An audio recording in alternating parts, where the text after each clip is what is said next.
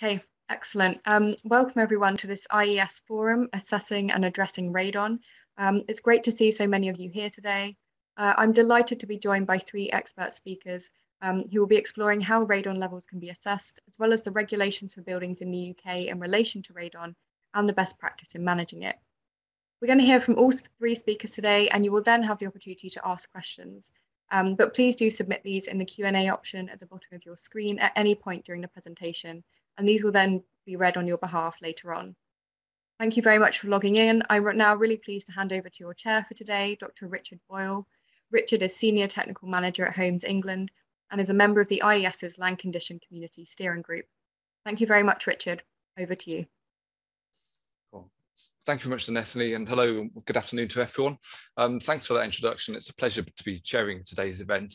And thanks also to the Institute for Environmental Sciences for arranging this session on a topic that is as vital as ever for the ground assessment and development industries, especially for a country with such a diverse and wonderful range of geology and building types like the UK.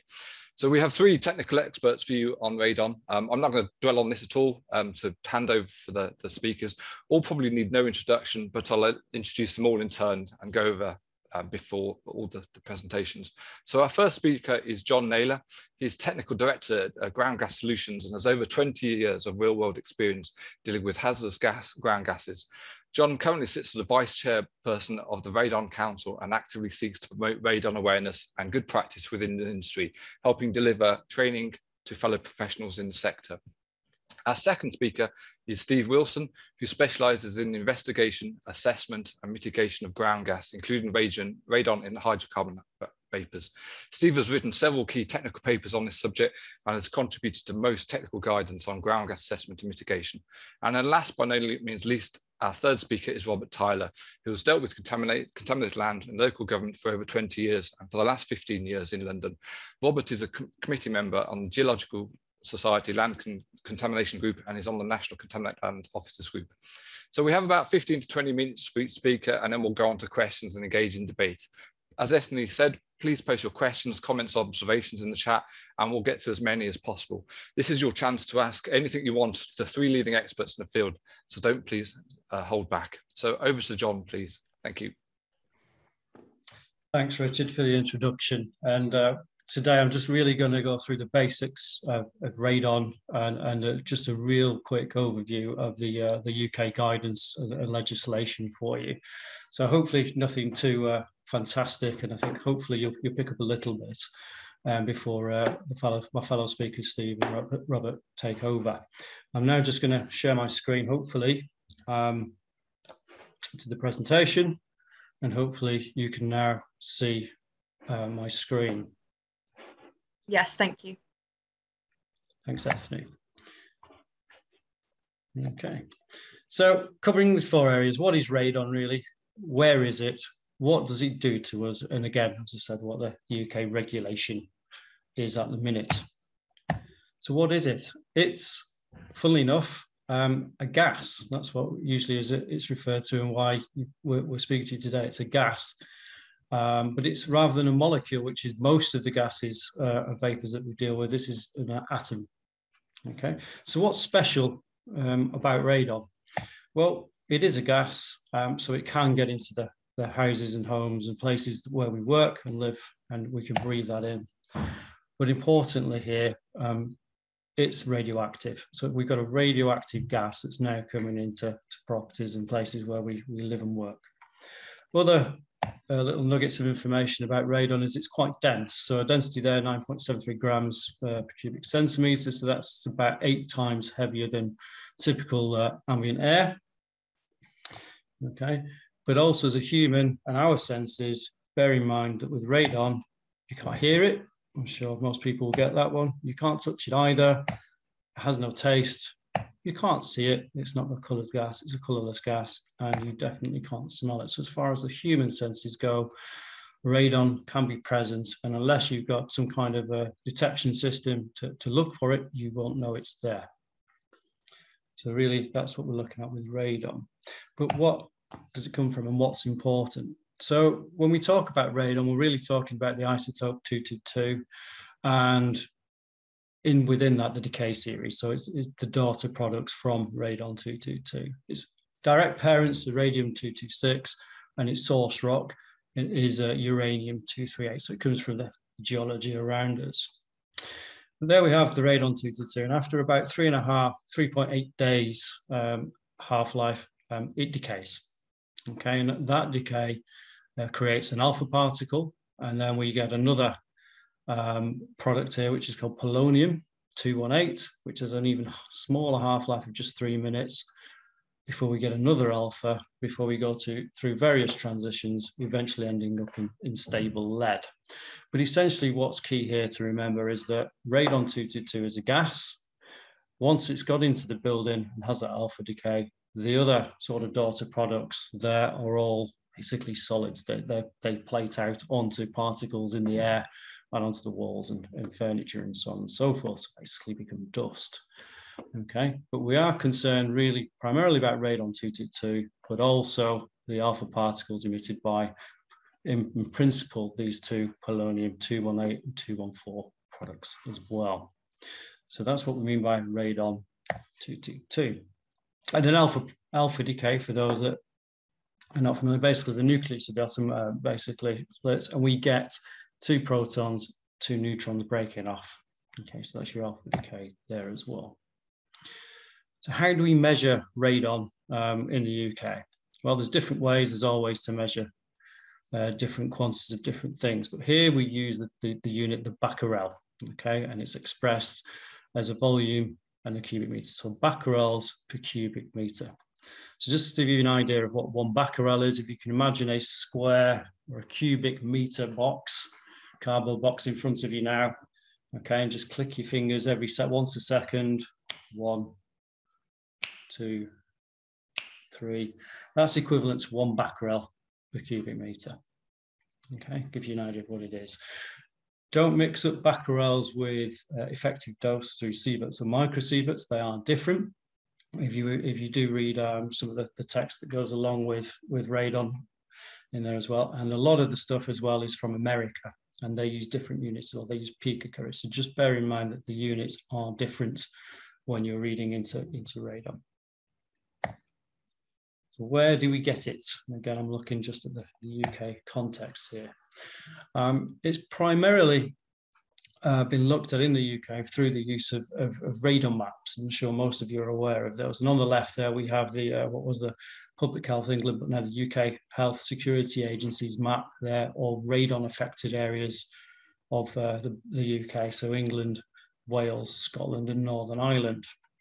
And for the geologists among you will know, on the right-hand side there, we've got the main sort of stratigraphy in the UK. And you can see there's actually quite a strong correlation between some of those rock units, particularly in the sort of southwest, in the Cornubian batholiths, so the granites, again, high in uranium.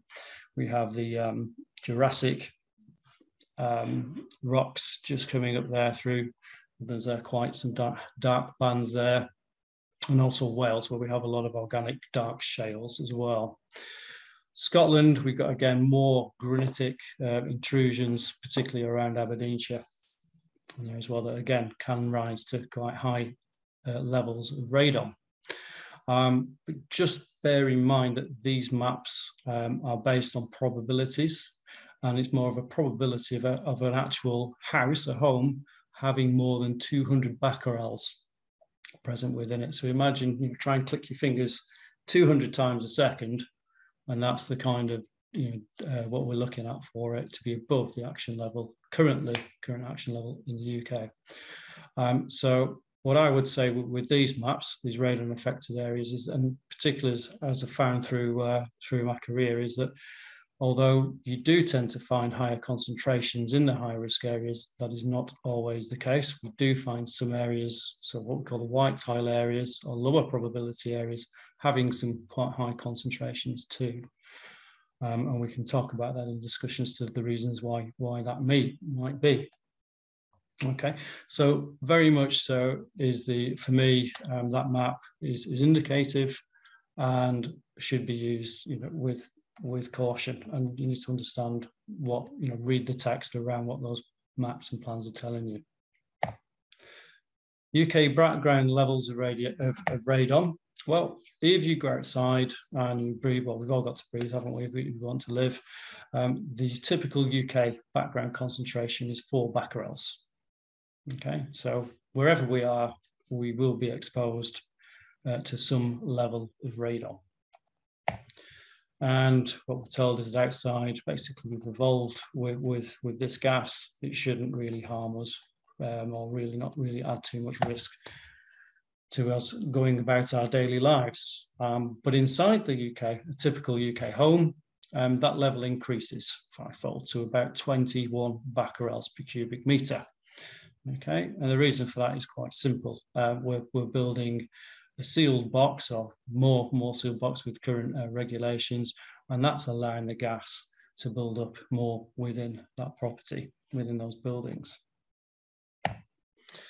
And our advice from the government is pretty much for anything below 100 becquerels, that your individual risk from radon remains relatively low. But of course, the higher that radon level is, or concentration, the higher your risk is. So what is the risk? Well, we'll go into that in a little bit, but just also bear in mind that radon in a typical UK home, not necessarily every building, in a typical UK home tends to show quite a strong seasonal variability, a strong seasonal correlation. So here, although there's no absolute values on any of these little bar charts here, what we're effectively saying there is that the annual average, which is what we're looking at generally for radon, is a mix of higher and lower readings throughout the year. Okay, so bear that in mind. And again, the main reason behind that is mostly down to how we use our houses due to weather conditions in the UK. So summertime, you're pretty much, hopefully, we have a nice sunny summer and your windows and doors are open more. Winter, it's a bit colder, a lot colder, windy, rainy. The doors and windows tend to be closed more, and that's generally what drives this trend. So what actually is the problem? How does it affect us? Okay, so this I found was a very useful pie chart that gave us some ideas of what your annual radiation dose is. Okay, so this was taken from what was a Public Health England publication, and you can see there there's different colours of our radiation exposure through the year. Which one would you actually think would be the radon? Okay, and I asked this when I do this presentation, we get obviously various different answers from the little slither. Most people choose the red pie because that's usually associated with radon membranes, because that's the colour they tend to be. But of course, actually, it's the big one. So of our annual radiation exposure or dose, most of that, or 50% of that approximately, is actually through radon gas, none of the others. But bear in mind as well that radon exposure is based on that 20 or 21 becquerels average of the home. How does it affect us then? Well, you probably get from that infographic, it's to do with the lungs, and mostly it is. Okay, so what will happen is we'll breathe in radon gas and those short-lived radon daughters, and we'll breathe that in. So we'll take a deep breath now, and probably there's a little bit of radon in there as well. As we exhale, most of that will come out. Sometimes some of that radon will absorb, get stuck within the lung tissues, and sometimes it will decay at just the wrong time. Okay, producing an alpha particle. Okay, and what that can do, okay, is cause potentially DNA damage of your body, and actually can lead potentially to a mutation and lung cancer. So that's the risk when we're talking about radon. Why is it a health risk? I think I've lost my. There we go.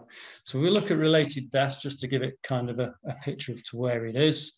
So I've got some statistics from the 2017 ONS database there of deaths from various causes. So smoking, as you probably imagine, is quite a big one, and indeed it is. Road traffic accidents, car deaths, drowning, fire, and construction, which a lot of us will work in. See those numbers there. But when we actually look at radon and what it's predicted and modeled to cause, and what you can see there, I'll just expand that, is that each and every year in the UK, there is approximately over 1,000 premature deaths caused through high radon exposure. So that's why it's important to consider when we're looking at protecting houses and protecting people. My question simply is are we doing enough? Okay, and then just a little bit about the regulation. What do we have at the minute? And again, we're quite happy to discuss any of these later on. So within a radon affected area, there is a legal requirement within the building regulations that for any new dwelling where there is a risk of radon exceeding the action level, and that current action level is 200. So this is for new build. For an existing house, domestic property, there's not really any legal requirement that the government will make you do. It's down to you during when you're conveyancing and buying a house to make sure that it's safe, or when you're living in there to test and make sure it's safe, and then for you to do something about it. Okay. So most of the problem, as you'd probably expect, actually is there now. It's an existing housing stock, not the new build. Okay, but if you're an employer, we do have, well, the government does have legal powers to actually ensure that the radiation within the building that your employees are exposed to meets the requirements of the ionising radiation regulations. And I shall touch on that in a slide in a few minutes. So what are the current UK domestic action and target levels? I think I've mentioned this number several times already. I'll mention it again. Is that the government recommends that radon levels should be reduced to homes where the average is more than the action level of 200 becquerels. Okay, but when you're going to reduce that from 200 becquerels, try and achieve a target of less than 100. Okay, so that's the current government advice. Okay. And if it's somewhere between the two, and you really should decide whether you want to do it or not, particularly if there is an ex-smoker in the house, because they're already, well, could have already damaged their lungs to a point where they're more susceptible to radon. So what do we have to do in new build? Well, mostly it's developed through approved document C. And within radon affected areas, we've got two levels of protection. So we have basic protection, which is essentially putting a radon-proof barrier across the full footprint of the building and excluding radon gas, okay? Or full protection, where we have essentially, I should get out of the way, it's gone down there now,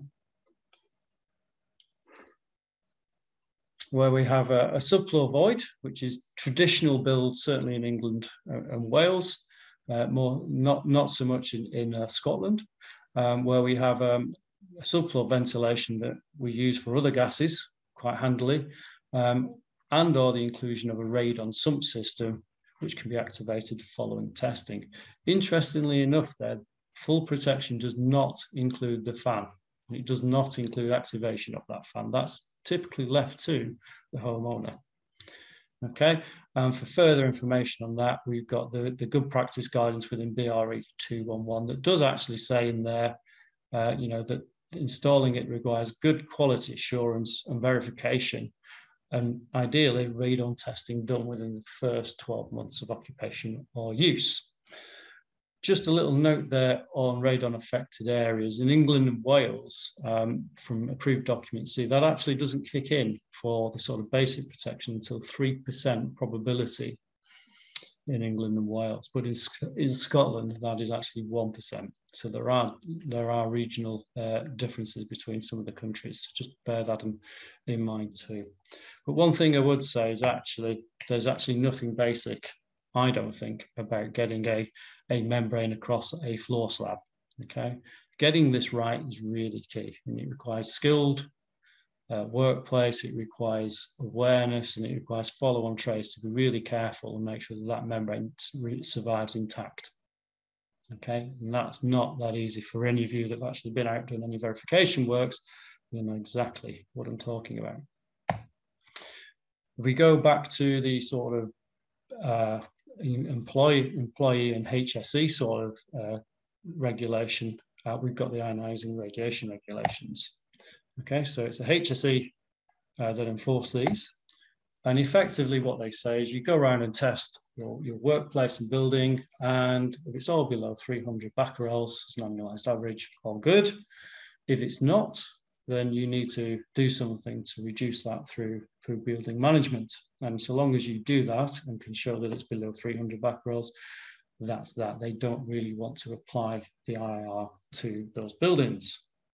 Okay, but if you can't get below 300 becquerels or choose not to, then you need to do something else, and you need to manage how much exposure those individuals within that building get. And that's usually done through the appointment of a radiation protection advisor, and then local rules are set up and enforced by the supervisor on site. So bear that in mind as well. So we do have strong legal requirements for employees and employers, but not necessarily for domestic settings. Whichever way you do it, if you're over 300 becquerels in a building, you really do need to, or should be notifying the HSE so they can add that to their list. They know that there is a potential radon issue that needs managing. The other things that we're doing in the UK is the National Radon Action Plan. Now, this was published in 2018, I believe, by as was then Public Health England. And it's actually probably one of the last EU directives that we will have enacted. Okay, and it sets out what we're going to do as the UK in broad terms to deal with radon, and includes several different things: public awareness, national testing database, and do we need to update UK regulations, so on and so forth. And supposedly is to be updated in intervals of less than 5 years. Well, that was published in 2018, so hopefully you might see a revision of that with it before too long. Just bear in mind that the PHE is now UK Health Security Agency.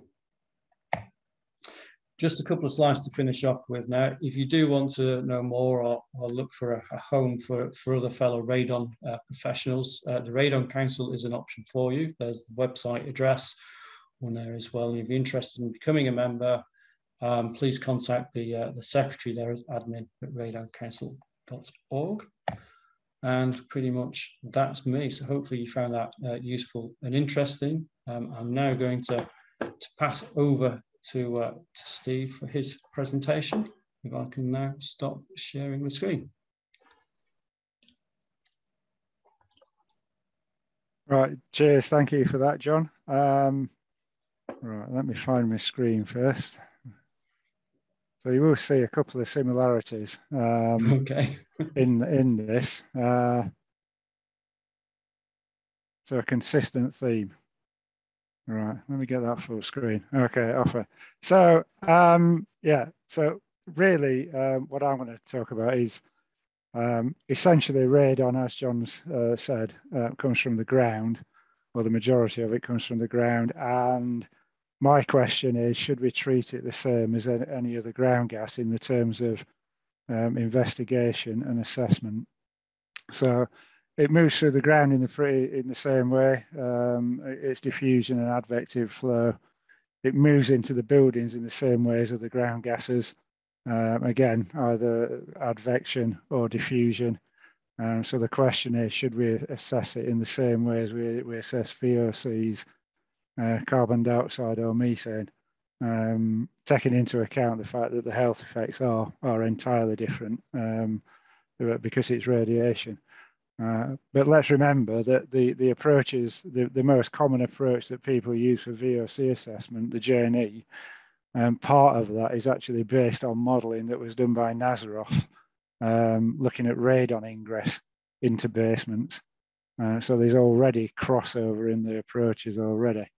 But what I'm going to look at is the way they approach these things in Czechoslovakia. Again, because to my mind, what they do is in many respects more robust than the way we approach it in the UK, just using maps. So the radon maps, the key sort of drawback with the maps for me is that they take no account of the flow construction in the buildings that were monitored. And also they don't take account of the building materials, because if you live in a high radon area and you've got high radon source rocks that have been used to construct the building, then the radon will be coming from the walls and the floor, not from the ground, or at least a proportion of it's coming from the building construction, and it doesn't take account of that. Certainly in England, in southern England, I would say the majority of new builds these days have block and beam floors. So there are subfloor ventilated voids below many new buildings. And the question is, I don't think anybody's really looked. I'm certainly not aware. John might be aware of something of research that's been done to see whether that in itself is a good barrier or not to radon ingress. Certainly we know that robust concrete slab construction is a good barrier in larger buildings, and certainly basement waterproofing. If you look at the evidence from other countries such as Switzerland, waterproof concrete is considered a barrier to radon ingress. The other thing, John mentioned this, that the radon potential on the maps is essentially linked to the geology, the source rocks. And the BGS have produced a very good guide, a very good report that talks about the radon potential of different source rocks. And that should be really the first port of call when you're looking at radon assessments, because there is a detailed map available, or the data sets available from the BGS. And if you look on the left-hand side of that picture, on the right-hand side, you can see that the different radon potentials, the risks that John was talking about, are highlighted there. But in that 1 kilometre square, the indicative map that's in BRE 211 that everybody uses, actually they simplify that left-hand square to the right-hand square based on the highest probability in the square. So you can see that in actual fact, there are quite, in that example, there are quite a large proportion of the square is actually a lower risk. So even on a very basic scale, it's possible to override the radon maps by considering the site-specific geology. And we have done that on several sites, because it's clear that the radon risk in the indicative map is actually based on one particular type of geology that hasn't been present under the site that we're looking at. So John said this, these maps are indicative, they're not definitive. The radon level is not actually known in the soil or in the buildings, but what it's telling you is that there's a potential chance of high radon levels on your site. So if you look at how they use maps in Czechoslovakia, they're not used to design mitigation for new buildings. They actually measure radon concentrations in the ground and then do an assessment to determine what the risk or what the hazard potential is in effect. And they did some comparisons between radon soil surveys and radon maps. They did 4 comparisons between 1992 and 2007. Now there is a caveat here, because I think our maps, the way we've derived them, it's based on radon measurements and an assessment of the geology, whereas I'm not sure that is the case in Czechoslovakia. But nonetheless, what they found was that the maps aren't reliable. They're not reliable in terms of they overestimate the risk and they underestimate the risk. But probably the more concerning thing is that the reliability in low risk areas was 37.3%, which means that 62% of cases a higher category was found during a detailed survey. So on that basis alone, we have to be very, very careful about just relying on the maps. Radon mitigation, or radon migration into buildings, if we start to look at that and why we can approach radon assessment in the same way that we do the VOCs, it's essentially driven by diffusion through the ground towards the underside of the floor slab. In the ground at depth, the driving mechanism is diffusion. And then the reason we start to see atmospheric effects in the indoor air concentration is because once it gets to the underside of the slab within the zone of influence of a crack, then the negative pressures that you get inside the buildings, which will respond to wind speeds, temperatures, barometric pressure, then you get a negative pressure, slight negative pressure inside the building, which sucks the radon through any cracks, openings in the floor construction. And that's exactly the same as VOCs, the migration mechanisms for VOCs. So really we can, if we start to think about how it behaves in the ground, how it gets into the building, for me, that starts to make me think that we can use VOC models, the clear models, to radon. And in actual fact, as an aside, you can actually apply the same models to methane and carbon dioxide, because in most sites, diffusion is the dominant flow in the ground. So this, I'm not going to go through this in any great detail, but there is a national standard in Czechoslovakia, CSN 730601, protection of houses against radon from soil. And effectively in summary, what their process is that they measure soil radon concentrations, they measure the soil gas permeability, determine the radon risk classification, and then choose an appropriate radon barrier, in the same way that you should be doing for VOC barriers in the UK, if you're following the guidance in C748, because the membranes don't actually stop radon ingress, they retard it, in the same way that VOC membranes don't stop VOC ingress, they only retard it. And there will be some sites where we know that membranes on their own aren't enough. And you can see that there's a whole series of equations that they use there. Basically, it's based on the half-life, the decay constant that John mentioned. So effectively, you need the thickness. Where they say thickness of insulation, they actually mean thickness of the membrane, and you're basically making sure that the sort of the thickness of the membrane, and the combination of its diffusion coefficient, means that the radon decays before it gets through it. So how do we do that? So basically, they measure the radon in soil gas at 0.8 meters depth. And the common way they do it is using handheld instruments, using a driven probe. So you can see that that probe there, it goes on the end of a hollow steel rod. You drive that into the ground, and then there's a little hole there, so you can collect the gas sample up it into this analyzer, and then this analyzer will measure the radon concentration. And yeah, so Adam Konecki at Earth Environmental and Geotechnical provided me with this photo, because they've got this kit, which is they would do any radon monitoring for us. So you can also use alpha track devices, and they, again, in Czechoslovakia, are either placed in shallow monitoring wells at the bottom, or I think probably, I don't see any reason why you can't put them in deeper wells, if you've got a deeper source that's covered by a barrier layer of clay, for example. And that will give you a longer term measurement that allows for daily variations in soil gas radon concentration, in a similar way that the track devices that we use inside buildings take into account. So they average out the variations. So once they've done all that, they then look at radon membranes.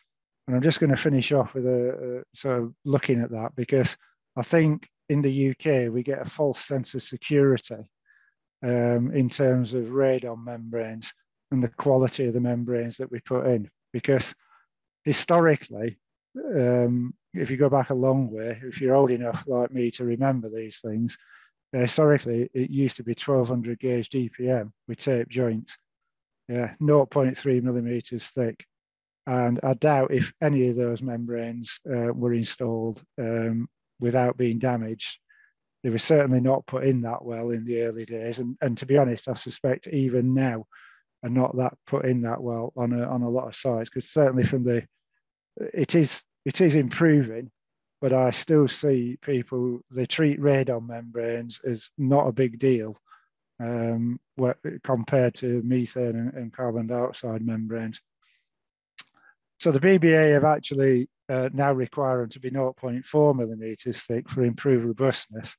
And that's off the back of the requirement in BS 8485 for an increased thickness for carbon dioxide and methane.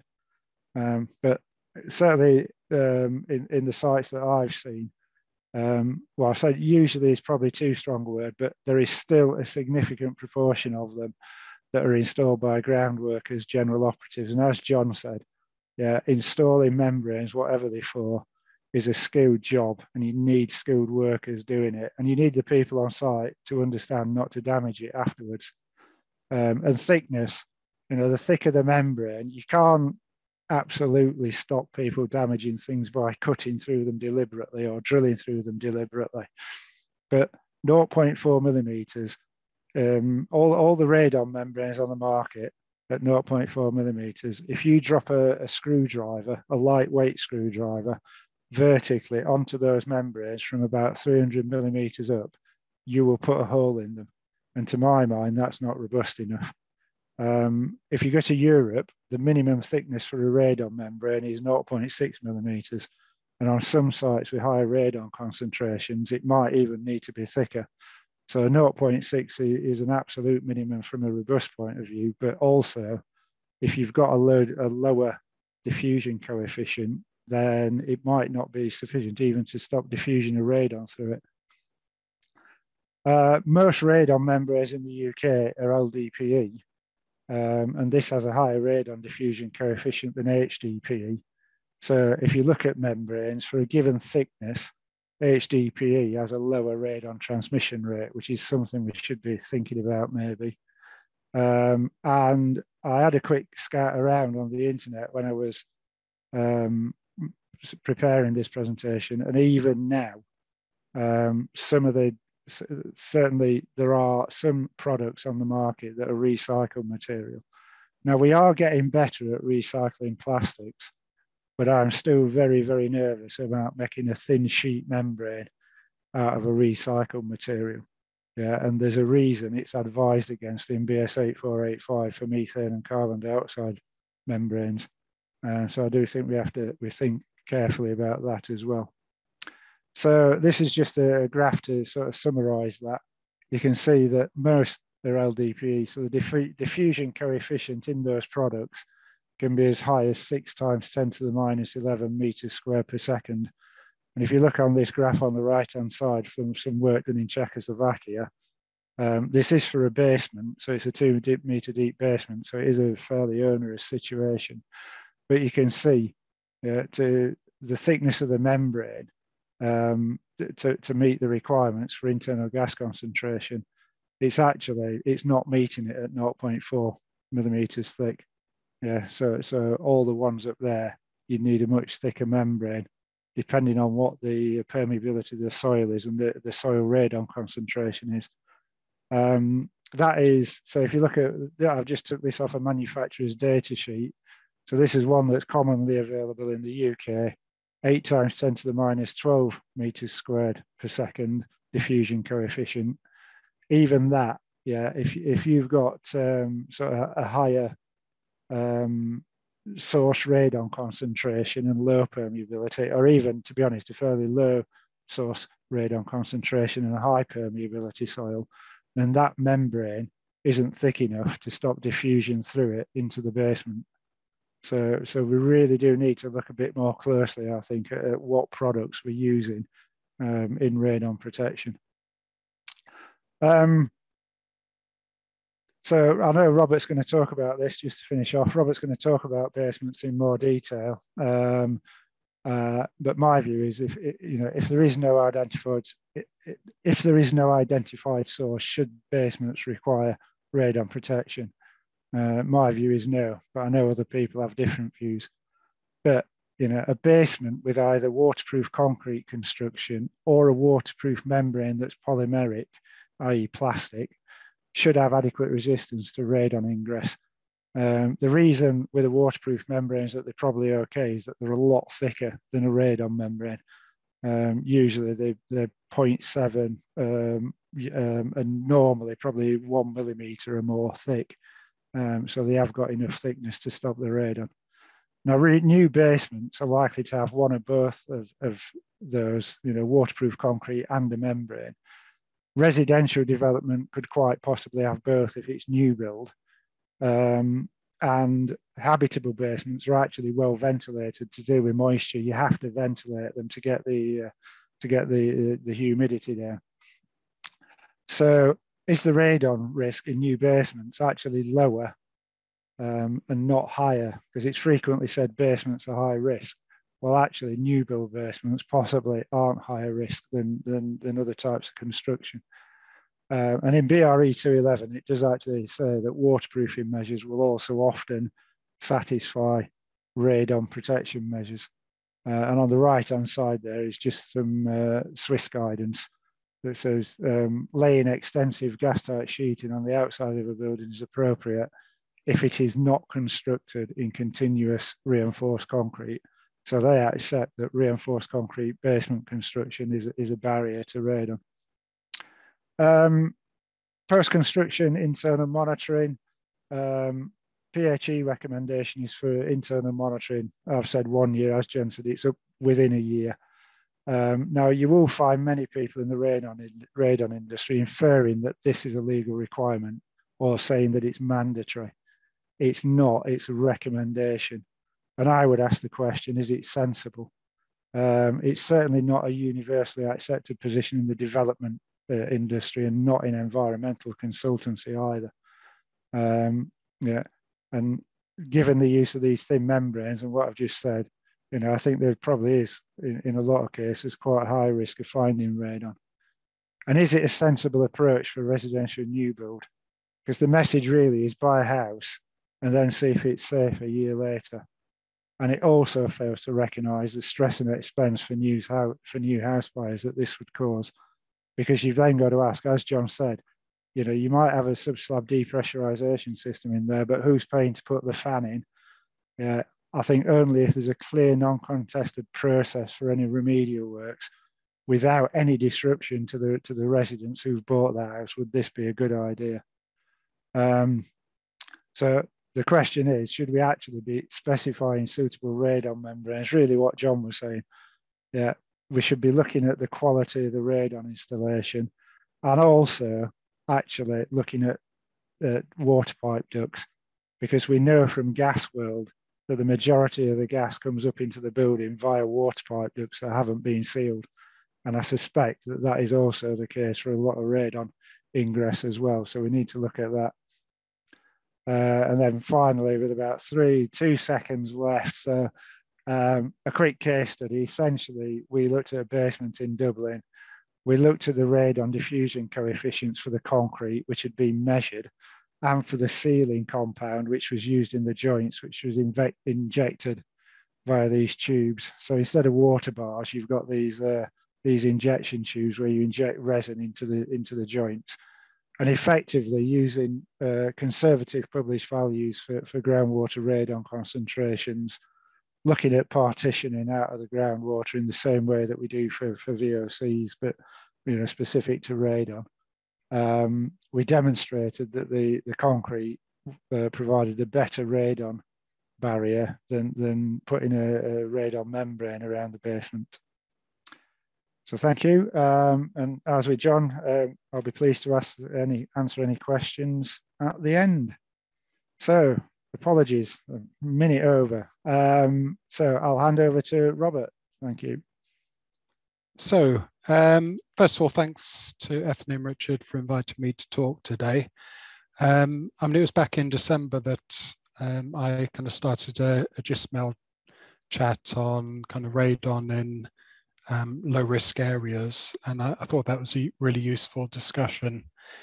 So I mean, I put together this presentation to discuss some of the issues from the GISML chat, and kind of hopefully to expand on that and talk about kind of how we do things in the Royal Borough of Kensington and Chelsea, which I'll call RBKC from now on because it's quite a mouthful.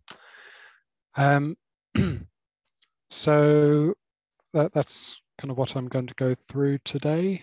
So in terms of kind of RBKC, many of you will know that, sorry, I'm just, yeah, so many of you will know we're an inner London borough just to the west of central London, and we're the kind of the smallest borough in the country.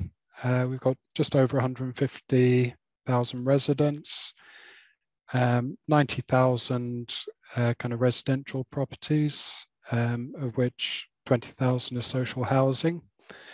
And we're kind of also kind of widely reported to have, on average, the wealthiest residents in the country of any borough, which is kind of very relevant to kind of basement construction. Kind of apart from that, I mean, many of you will have been to kind of RBKC in the past. We've got a bit of promotion for RBKC now. We've got some of the kind of world leading kind of museums, some beautiful parks. So obviously do come and visit us.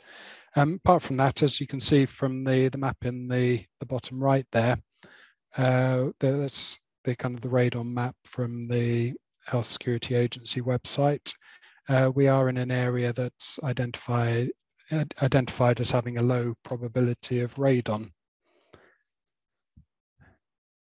So kind of moving on, I mean, I think John and Steve have covered quite a lot of ground, so I won't go through all of the slides prepared. One thing I think it's worth pointing out is that radon is a class 1 carcinogen, and as a result, kind of a LARP applies. So kind of risks kind of should be managed to as low as reasonably practicable. And then, of course, there's debate as to kind of what reasonably practicable would represent. As John said, kind of 1,100 people kind of estimated to kind of die from radon each year. And I suspect that will be kind of more weighted towards areas with kind of more elevated risks from radon. But nonetheless, there will be some of those deaths will be attributable to kind of areas of lower exposure. I mean, again, regulation, I think it's been kind of quite well covered before. So I suppose what I'd say as a regulator is that we're most kind of interested in kind of how we can control and kind of ensure development takes place properly. And as a result, we're most interested in building regulations, town and country planning, but also there's the Health and Social Care Act 2012, which kind of gives responsibilities to council, as it suggests, to deal with health and social care. And so that potentially could include kind of awareness raising with issues such as kind of radon. The other thing mentioned already is kind of the action level and the target level. And I know it tends to be the action level that's mentioned within building regulations, but certainly where radon is addressed through planning, I think there would be a debate as to whether the 100 BQ per meter cubed target level is more appropriate. So moving on. So I mean, in terms of kind of RBKC, why is kind of radon and basements of interest? And I mean, essentially, there are a lot of basements in RBKC. Every so often, the issue makes it into the press, kind of local press and the national or press for various reasons, and they're not usually good. I mean, before kind of 2015, RBKC and some of the other inner London boroughs were kind of famous for super basements. So there's a picture of one in the top kind of right-hand corner, and they're effectively huge kind of structures, 2 or 3 times, quite often 2 or 3 times bigger than the kind of part of the property that's above ground. And I mean, some of these structures have been built. Sometimes built without kind of any permissions, which kind of raises kind of issues in itself. But as you can imagine, the press kind of like it and kind of publicise it when kind of an £8 million building collapses with all the contents in, and there happens to be a kind of a basement under construction, either kind of beneath or near to a property. So I'd say that as local authorities go, RBKC and some of the kind of the adjoining inner London boroughs take basements extremely seriously. Kind of talking about the numbers of basements we're talking about. I mean, I don't think anyone kind of really knows how many basements there are in RBKC. But we do know that in 2010, there were about 180 applications for basements. And by 2014, that kind of rose to about just below 400. And I mean, certainly since I've been here for the last 2.5 years, we've kind of seen probably in the upper end of those numbers of applications each year. And I mean, even if a kind of only a proportion of those basements get developed, you're talking a huge number of underground structures kind of been built over a decade or so. And there's quite a nice kind of map illustrating the point on the right-hand side. And it just shows kind of basement applications received in the first 15 years of the century. So quite a few basement applications spread across the borough. So in terms of kind of our interest, I mean, it's partly born out of past experience. So I mean, I've worked in London since 2007.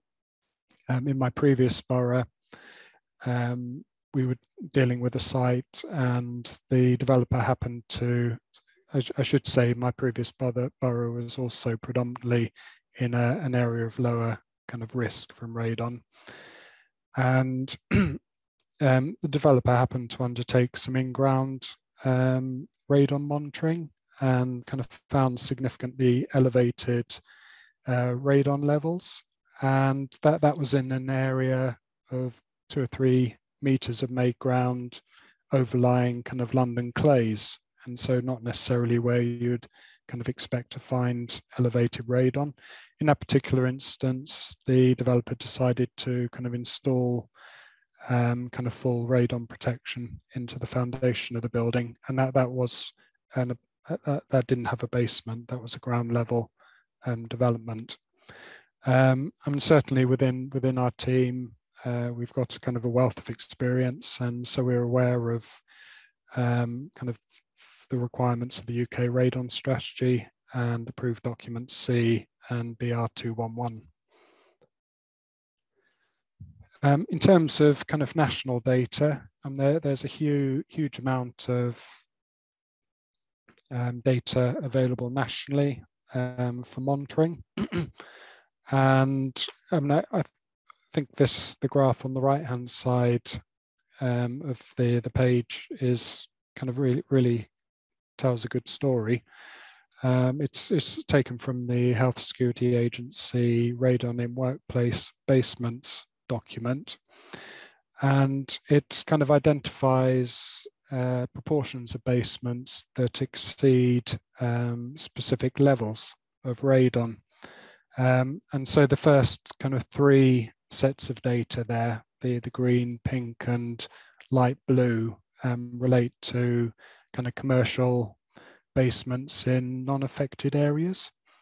And so if you look at the kind of the light blue areas, that's those are kind of the proportion of basements which were found to exceed 400 BQs per meter cubed.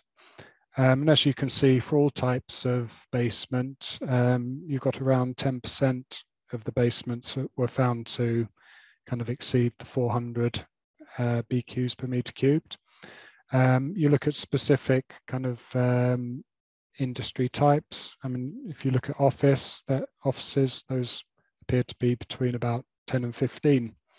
But even kind of proportions of basements above 1,000 BQs per meter cubed, you're still looking at 2, 3, 4%, depending on the type of use. And so, I mean, I think that kind of illustrates the fact that just because we're in kind of supposedly non-affected areas doesn't mean that you won't find kind of elevated levels of radon in the ground and within kind of basement structures. And I'm sure that these results would kind of translate broadly into a kind of residential setting as well. In terms of local information, I mean, as was pointed out, radon levels are very much influenced by geology, and kind of the London clay formation is typically associated with low levels of radon.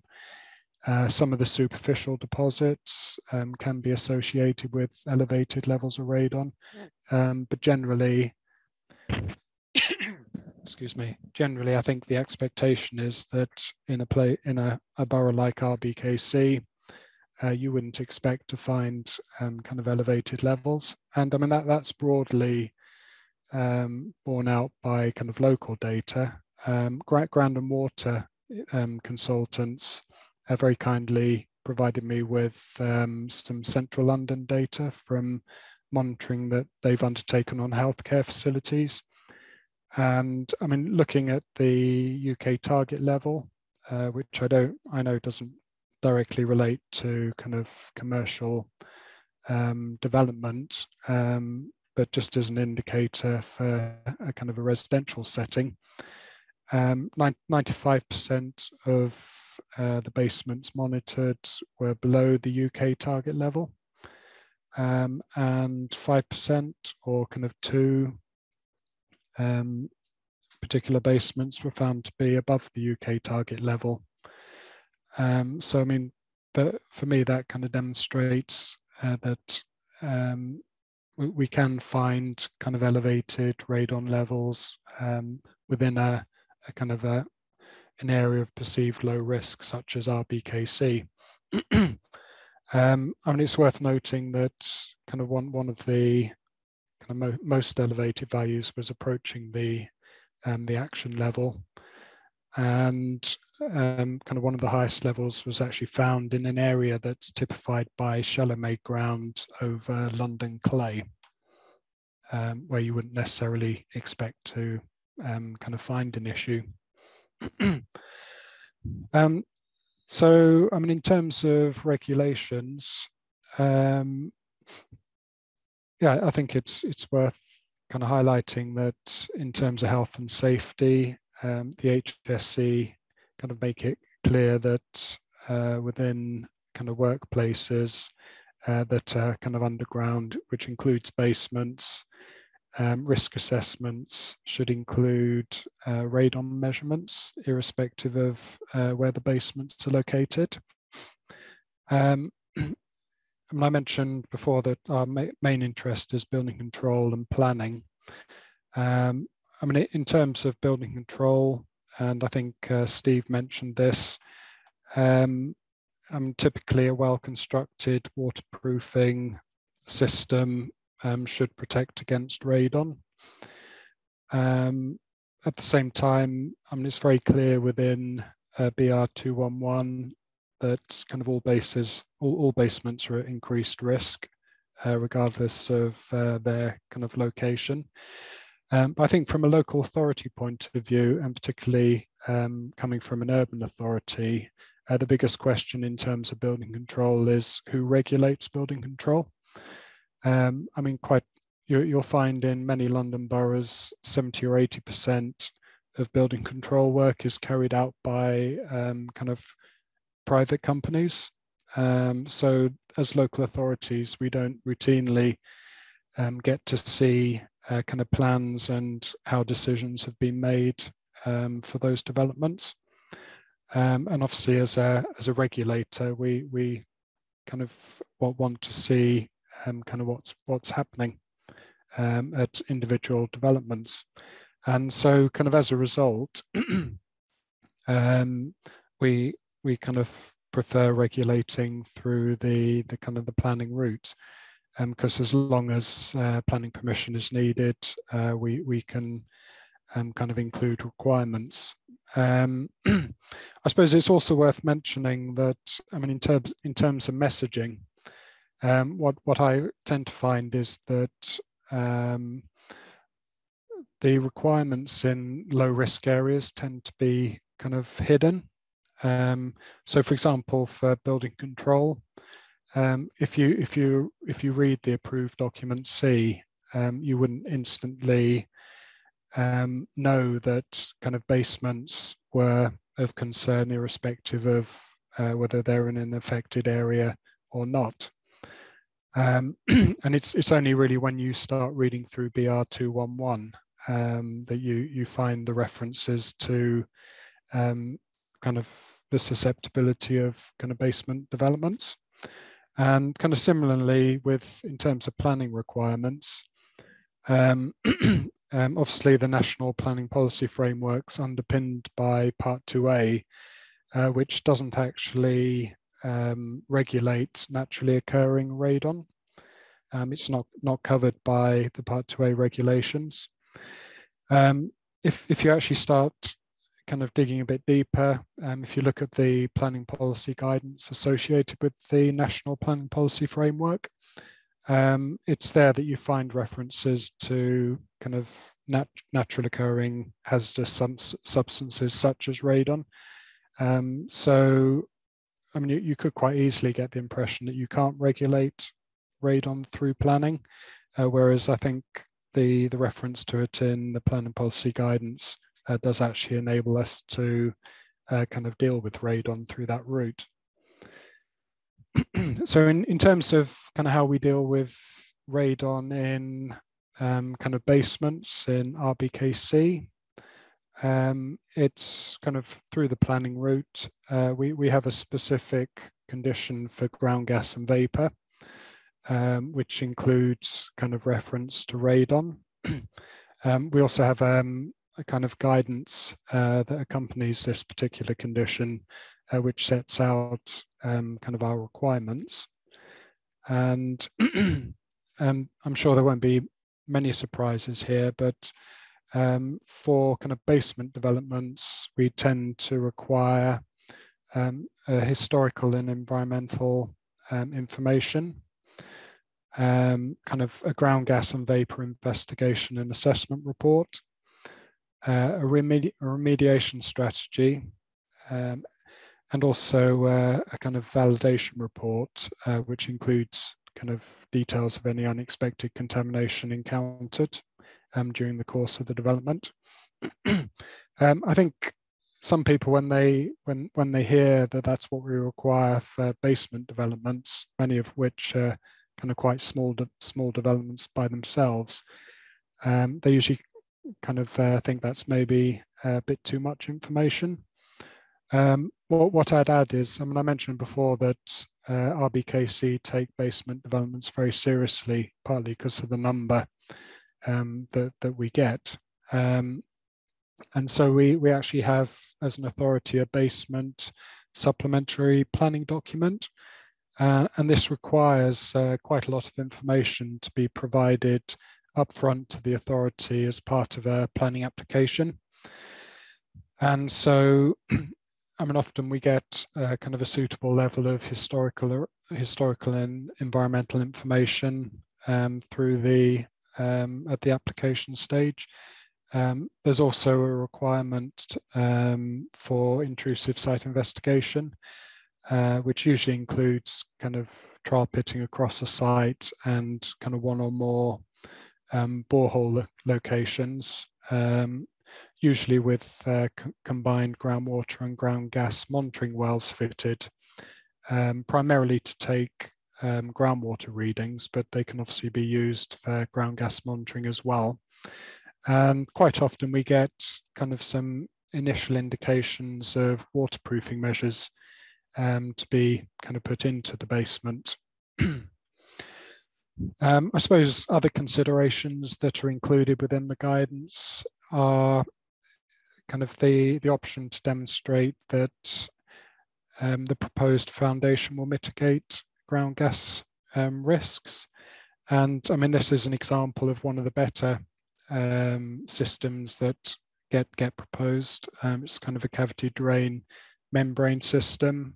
This particular one's by Delta membranes, and you can see it's got a kind of a sump, which is kind of basically vents the cavity to atmosphere. So I mean, from my perspective, that would, I mean, as long as there aren't any significant sources of gas or kind of vapors in the vicinity of a basement development, that would normally do the trick. And the other consideration is geology. In particular, the northern third of our borough is underlain at shallow depth by the London clay formation. And so again, I mean, if a basement is largely developed into the London clay, we tend to be kind of less concerned about ground gas risks, including from radon. So, I mean, incidentally, the CLC3 condition won't always be added to developments where they can demonstrate kind of things like the development taking place effectively in London clay. So, I mean, in terms of experience of kind of asking developers for kind of radon protection measures and just the industry in general, I mean, we tend to have quite a few issues with search companies and kind of the information they provide and the recommendations. I've included an example of kind of a search result from one of the big search providers, environmental and historical information providers at the bottom there. And as you can see, they quite rightly point out that RBKC is in a lower probability radon area. But then they go on to state that no radon protection measures are necessary for new dwellings or extensions, which from my point of view isn't quite correct. I have kind of notified search companies and kind of yet to see if any changes are made. I find kind of awareness amongst professionals kind of varies. I think a lot of both consultants and local authority officers kind of aren't aware of kind of potential issues in low risk areas, but also aren't very aware of radon protection measures and kind of waterproofing measures that kind of get used in basements. I kind of mentioned kind of earlier, there is kind of conflicting information and advice. Very often, kind of the details relating to low risk areas and kind of basements tend to be buried kind of for building control. For building regulations, they're kind of effectively buried in BR 211. There's also, I think, something that doesn't get talked about is the consideration of kind of long-term risks. And I suppose, I mean, really this is kind of outside planning in some ways, because you can't enforce long-term necessarily. But I mean, many of the buildings that have basements constructed beneath them in the borough are kind of 100 to 300 years old. And I think there's every expectation that the basements kind of will or may or will be in use for a similar period of time, kind of even longer. And I mean, within a kind of a borough like RBKC, every time someone moves into a property, they tend to put their stamp on it, and they start kind of moving walls around and kind of creating new areas within kind of including within basements. So I think over kind of longer periods of time, even some of the best kind of waterproofing measures have the kind of possibility of being kind of undone. So in terms of the future, I mean, in terms of what we're doing, we're currently updating our guidance. It's been in force for about a year and a half, 2 years now. So we're kind of updating it kind of based on our experience to try and make it kind of more appropriate and useful for builders and consultants. We're also looking to try and address issues of resilience of measures and also ongoing monitoring. I mean, the guidance already kind of includes kind of guidance on how kind of waterproofing and radon protection measures should be maintained and looked after in the long run. But we're probably going to include some form of informative just to kind of raise awareness. I mean, as an authority, I think there could potentially be more public health advice needed, especially for kind of basement developments, kind of older basement developments, which might not incorporate kind of waterproofing systems to current standards. And I mean, there is a real perception, I think, that in low risk areas, you won't find issues, including within basements. So I think generally then there does need to be kind of clearer, consistent advice and approaches nationally. I thought I'd end on a kind of a final kind of note, which is, I mean, it would be interesting to know how many local authorities and environmental consultants across the country who own properties or work in properties with basements actually undertake the recommended radon monitoring and kind of manage radon within their own basements. So I'll leave it there and obviously open for questions. Thank you.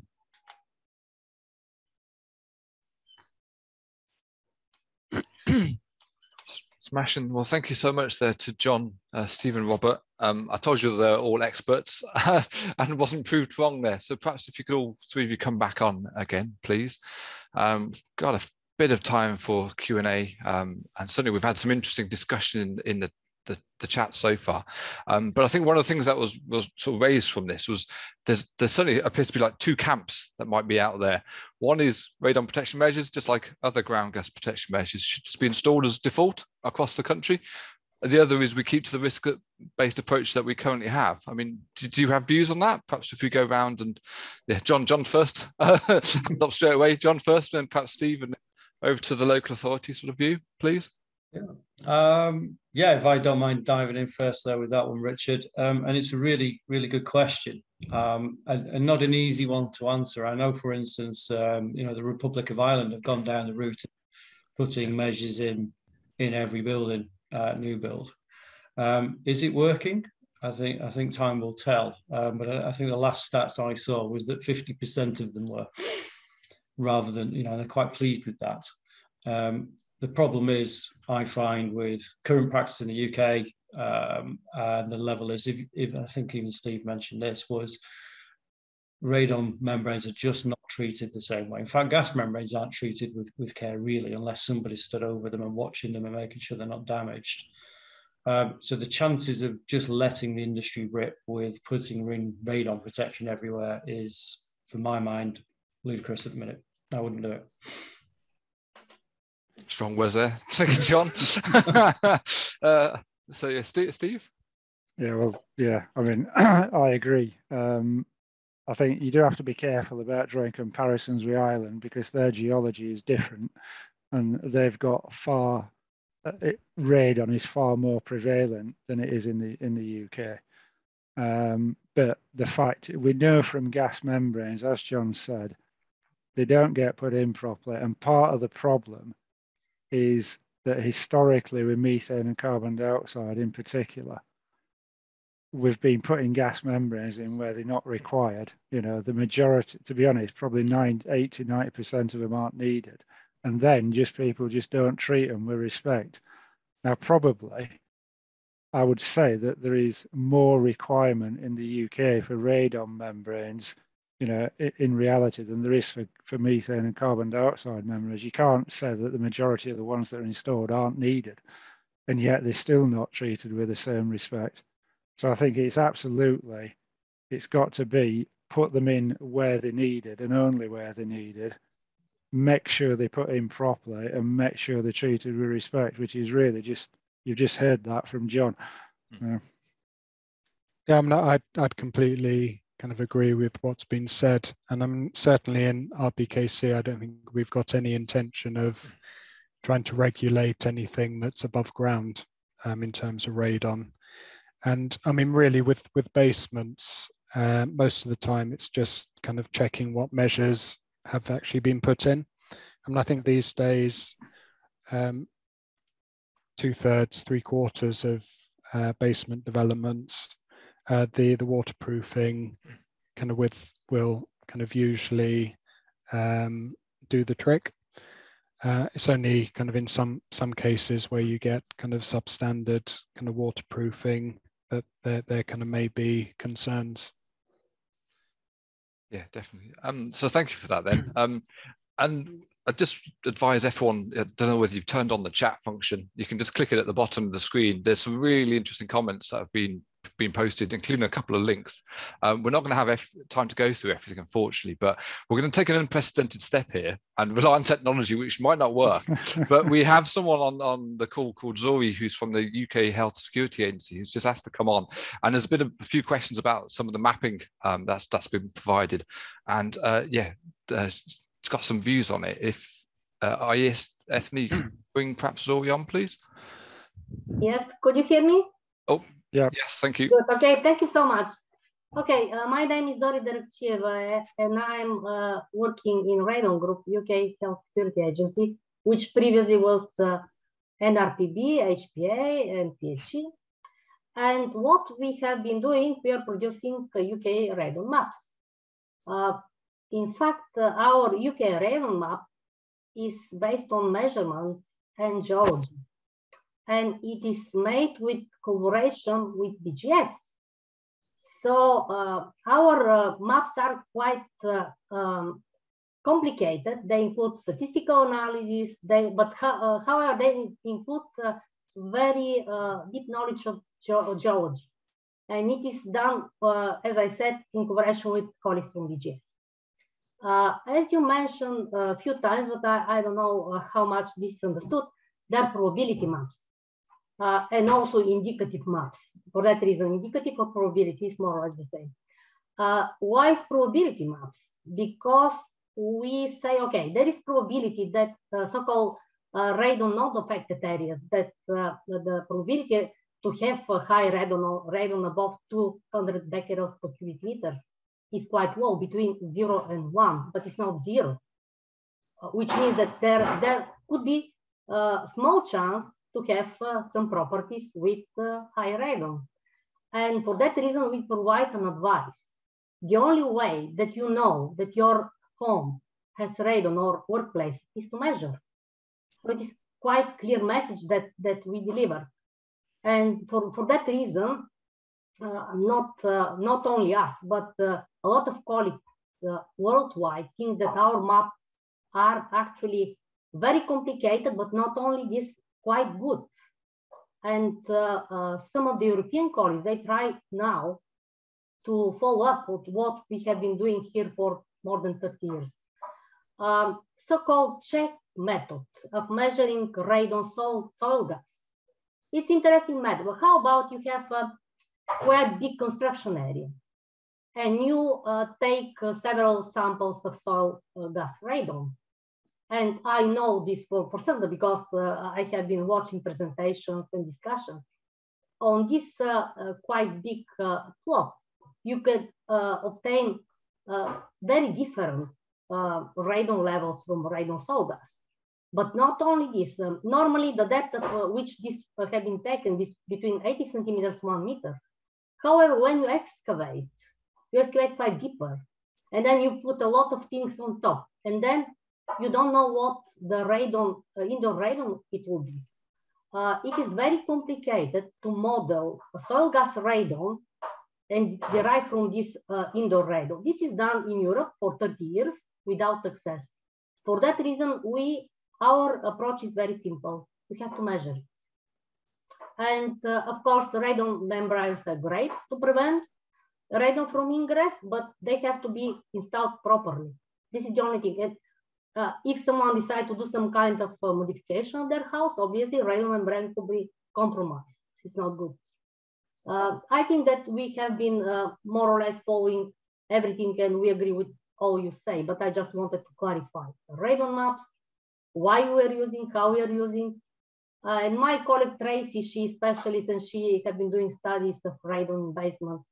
And I believe that our advice is, doesn't matter if the area is affected or not.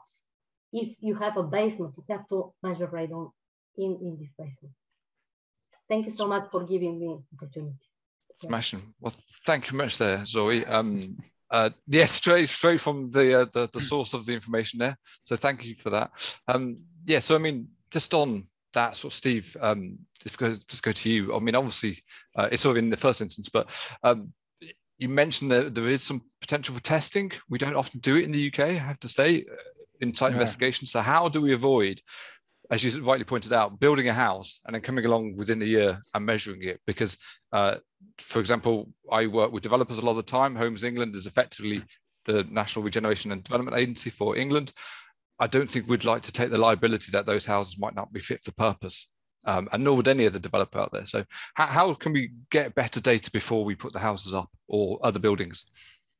Well, it's like I said, I mean, in Czechoslovakia and in other countries, they do test radon on the ground. Now, I put the example up that I'm not recommending that we go around measuring at 0.8 meters. That's what they do, and what it infers from their guidance. But as Zori has said, if you're changing the ground levels in a site, then you're going to have to think where you're going to do it. You know, it's a big problem in gas protection where people whacking wells in and then monitoring in material that they're going to dig out, or monitoring 3 meters above what the formation of the site is. So I think, to be honest, the key thing for me is nothing is ideal. And for me, in existing buildings, if you want to know about radon ingress, then measure inside them, without a doubt, no question. For new build, telling people, are you going to build 50,000 new houses and then decide, right, we'll measure inside them to see whether they're safe or not?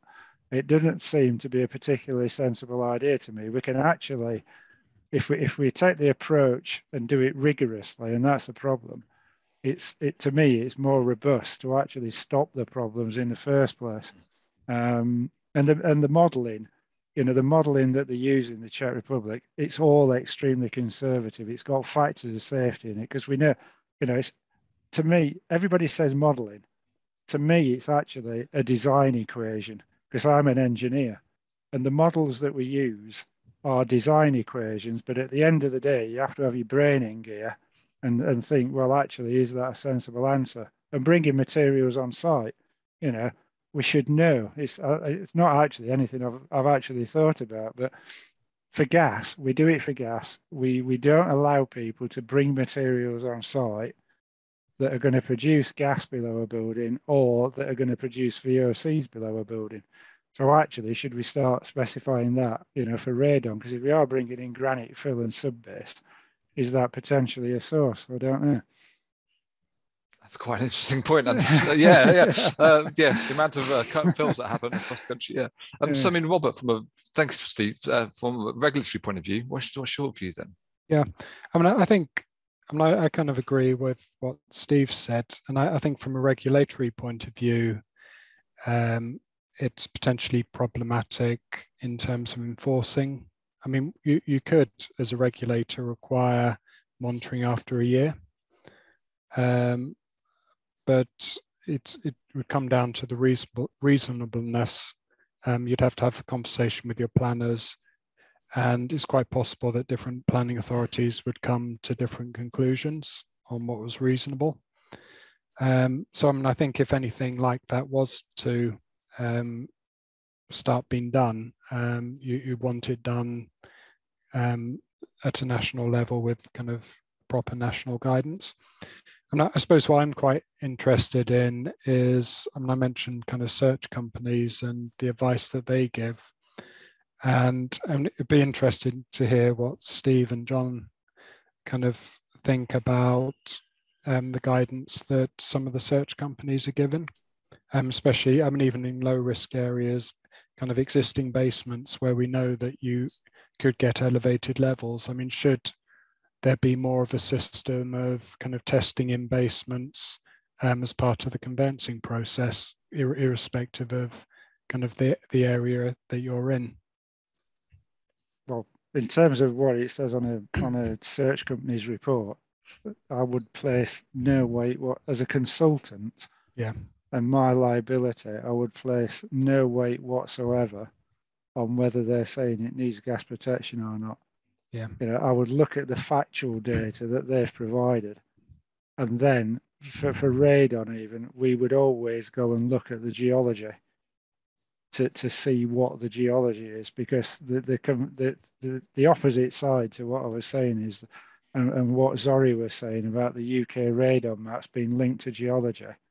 If you're in a low risk area, you need to identify what the geological driver is, because they will be in the 1 to 3% area, for example. There's something in there, but that's a driver, and you need to try and understand that to see whether that applies to your site. That's quite refreshing to hear, because I mean, I think many consultants don't. They take search companies' advice at face value and just incorporate that straight into their reports. Yeah. Sorry, John. Yeah, I was just going to say, I mean, back to what Zori said, Stephen and Robert. I'm going to go back to the Radon Council mantra here, which is to test is best, and they've had that for 25 years. The reason being is quite straightforward, and we do. Steve highlighted in-ground testing. We've been messing and testing with that for the last 15 years at GGS, and we've found some very interesting results. Really high levels where you don't expect them, really low levels where you expect really high levels, even looking at the geology. And then when you try and target that back in, and again, I'm talking more existing properties rather than new build here, sometimes you can get higher elevations within the properties than you can in the surrounding soils, let's say a meter depth or whatever you do. And what I found with radon, particularly what you could think about with radon, is you do not need volumetrically very much of it to generate the action levels. You need minute amounts, tiny. It's like 10 to the minus 18 in volumetric terms, really, really small amounts. What we don't know is how much radon's actually in those areas of which we're putting these footprints in. So it's very susceptible to the build. And again, I think Steve mentioned this earlier, is the foundations, how they're built, wind effects, temperature effects, service penetration, service trenching. All this has a real big bearing on radon. And we've reviewed, tens and tens now of affected properties, even in some of the, in let's say a building with 20 or 30 ground floor rooms, it's not uncommon to find wildly different results in alternate rooms, purely on a result of the foundation layout, what they're doing, and how often that room is used. So really difficult to tie in a ground model with a existing property. But if you've got, for instance, and we've looked at this as well, thinking about this, if you've got a standard build, so like the UK's well, the NHPC model for ground gas and the 150 mil void. If you have a standard model that you treat a certain way, then potentially that could be developed into some kind of ground-based risk approach ahead. And I do agree, you know, that the issues with new build, particularly residential, and then asking a homeowner to test, you know, is really difficult, and you know, could be quite upsetting to them if they do find it's elevated. But for me, I'd rather find out and do something than not know. But that does, you know, that's me. Other people don't see it that way. For commercial properties, I don't think there should be an issue. It should be tested. You need to test and show that actually there's not a problem. There's plenty of things that can be done after a build is completed. But really, if we focus on the issue and the build, if it's a new build first off and deal with it right, we shouldn't really need to be doing any retrofit. I think I would go beyond. Well, I think one thing I would add, and yeah, I'm the same, because I advise people who come to me and say, should we radon test in the house we're buying? And my view is, it's your decision. I can't tell you whether to do that or not. I can explain to you all the risks and the upsides and the downsides, but at the end of the day, it's your decision. But what I am quite clear on is that landlords should be radon testing and should be making sure that their properties haven't got elevated radon in.